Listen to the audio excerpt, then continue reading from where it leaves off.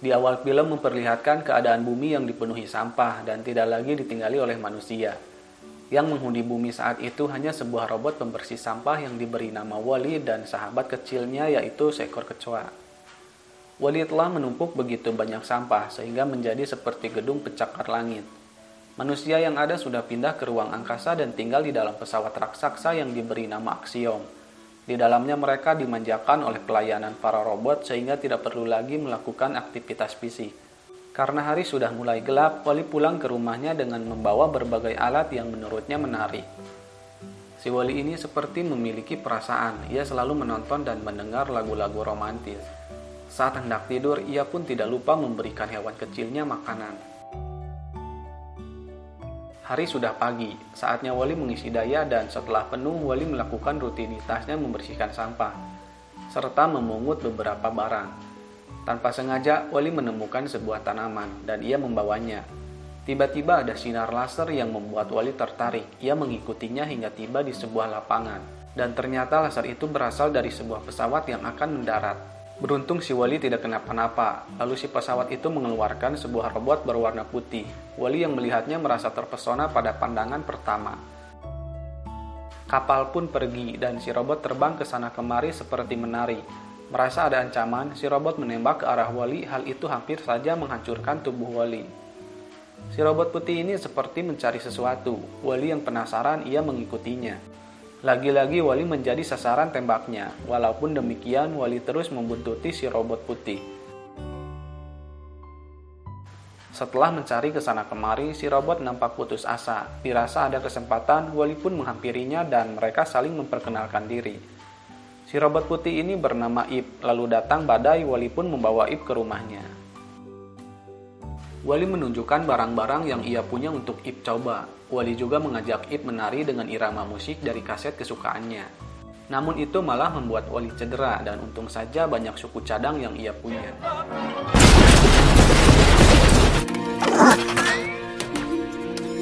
Karena Wall-E terbawa suasana musik, ia akan menggenggam tangan Ip, namun itu tidak terlaksana. Setelah itu Wall-E menunjukkan tumbuhan yang ia temukan, tiba-tiba Ip mendeteksi barang yang ia cari, lalu Ip seperti mengunci tumbuhan itu. Wall-E mencoba menyadarkan Ip yang nampak memaku. Berbagai cara telah ia coba, tetapi itu tidak berhasil. Wall-E kembali melakukan rutinitasnya dan tak berselang lama pesawat pun kembali untuk membawa Ip. Wall-E yang melihatnya mencoba mengejar Ip, ia terbawa terbang keluar angkasa.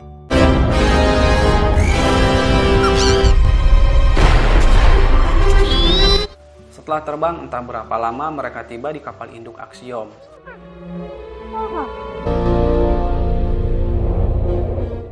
Lalu robot-robot itu dibersihkan oleh robot pembersih termasuk Wall-E. Setelah itu Ip dibawa oleh robot lain dan Wall-E mengikutinya. Banyak sekali robot yang lalu lalang layaknya di sebuah jalan raya.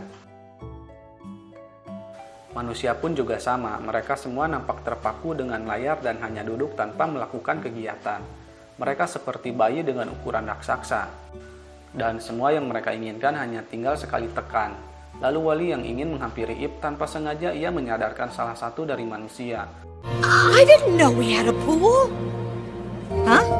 Oh, sure. Yeah. Wall-E dan Ip dibawa ke dek kapal. Sang kapten yang tambun, ia mengecek kondisi kapal dan lainnya sebelum mendapat info atas apa yang Ip temukan. Lalu sang kapten memberikan sambutan kepada para penumpang, dan rupanya mereka sudah mengudara selama 700 tahun. Sang kapten penasaran dengan tombol hijau yang menyala. Setelah menekannya muncullah pesan otomatis yang memberitahukan bahwa Ip telah berhasil menemukan tumbuhan. Itu berarti sudah saatnya mereka pulang. Tanpa sengaja Wall-E menekan sesuatu dan muncullah buku instruksi untuk menanam tanaman dalam detektor hologram pesawat itu.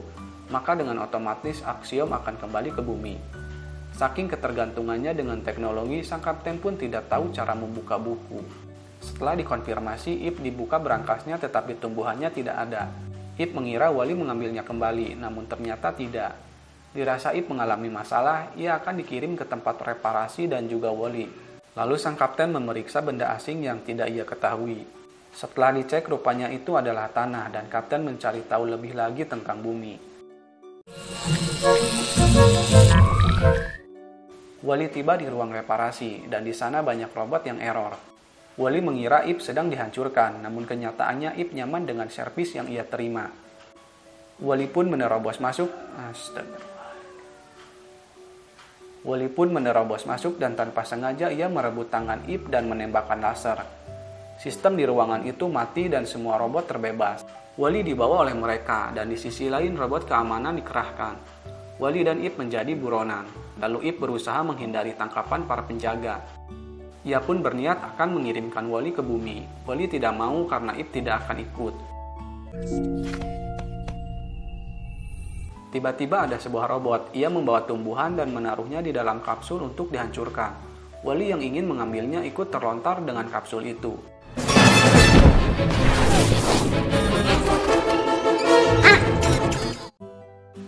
Lagi-lagi Wally selamat berikut dengan tumbuhannya.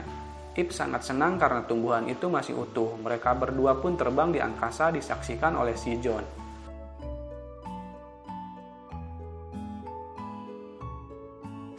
Setelah itu Ip akan menyerahkan tumbuhannya kepada kapten tanpa Wally.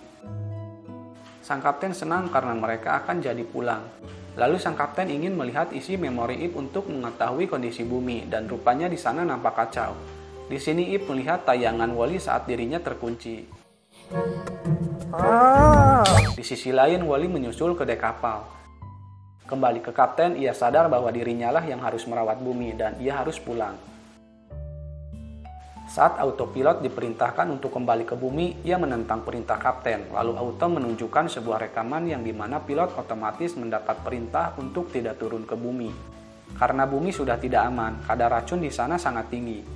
Maka dari itu autopilot mengambil kendali penuh untuk tidak kembali ke bumi.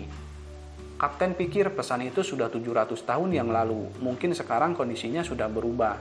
Terbukti dari tumbuhan yang ditemukan. Sang kapten memaksa ingin pulang ke bumi namun autopilot tetap konsisten pada perintah. Tumbuhan itu dibuang oleh si robot tetapi Wally datang di saat yang tepat. Akan tetapi malang nasibnya, ia disetrum oleh autopilot dan dibuang bersama Ip. Begitupun kapten, ia dikurung olehnya.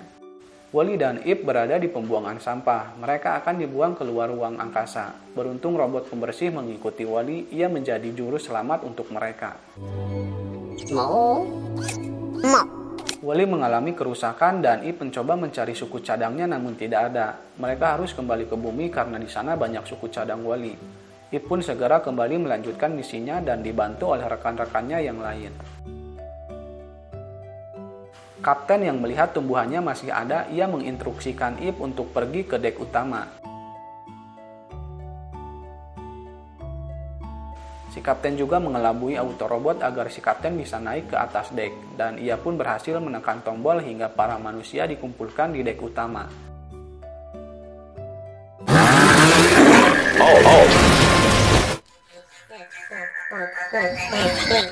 Kapal menjadi miring karena si autopilot memutar kemudinya.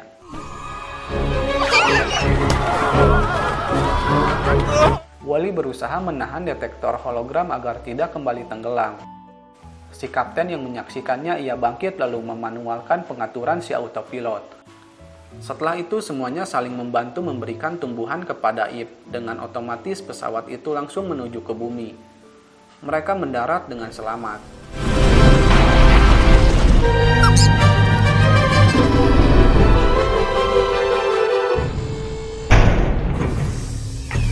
Ip langsung memperbaiki kerusakan Wally. Wally hidup lagi namun ia tidak mengenali Ip. Ip mencoba membuat Wally mengingatnya kembali dan ia pun berhasil. Wally tersadar lagi dan para manusia menanam tumbuhannya dan film pun selesai. Bijaklah dalam menyikapi sebuah peristiwa dan sampai jumpa di video selanjutnya. Wassalam.